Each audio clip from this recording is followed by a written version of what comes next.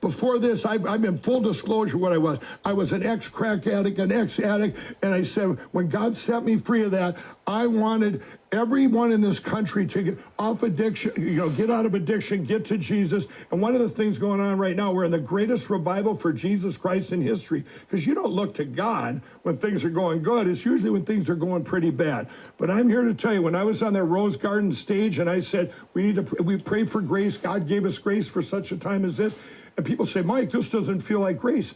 It is grace because it's open eyes to people. When we get through this, we're going to get to this beautiful place we're going to get to, and we're going to look back and everything had to happen just the way it did, including this debate. Because what is this debate doing? Only one thing, getting the word out to watch that event on Lindell on August 16th and 17th. You watch it. I'm not asking for money. I'm asking you to watch it. I want the world to watch it, because if enough watch it, then we don't have to worry about the media attacking the plan or going it, because everybody hears about it. They're going to go, why would we not do this? I'm going to give Matt a chance to comment here. So we kind of have these two worlds here. We have this cartoon world where somebody who woke up 2.5 years ago is now the nation's foremost experts on how machines are hacking the elections and is completely unsecure, despite not presenting any evidence.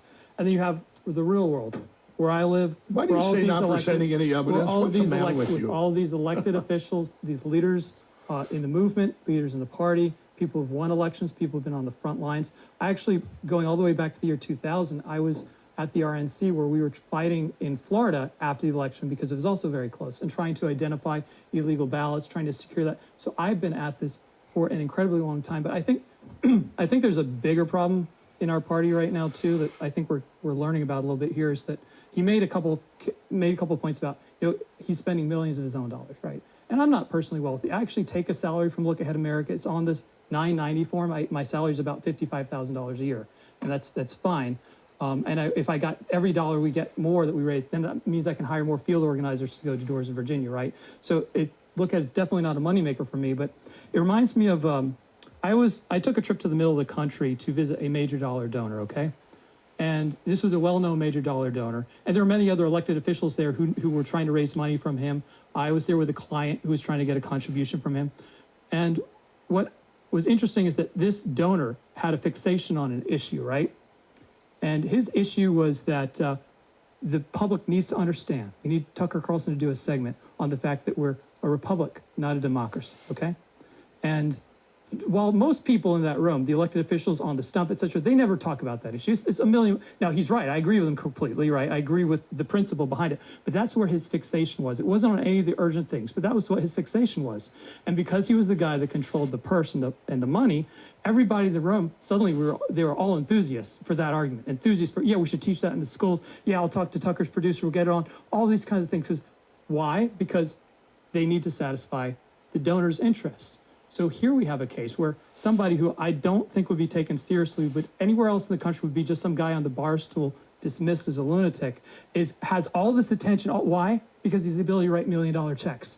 And suddenly that perverts all the attention. People pay attention to him because he has this ability to fund it. Like he says, look, I want to pay $2 million checks to getting sued. I want to find I want to pay like millions of dollar bounty to discover, a packet capture of Chinese computers hacking elections, right? So obviously somebody wants that money, so they show up and they present evidence, which is completely fake, but he believes it, and he does a cyber symposium presenting it. Or somebody else wants to get paid, so they come up with this thing of vote swapping all over the country. Of course, we can't have the evidence. I'm just so what I'm getting at here is that ordinarily the guy, the original donor who was had a hard on for we're a republic, not a democracy. I don't mind him. That's just cool. The problem is that the direction that Lindell has been leading people is destructive.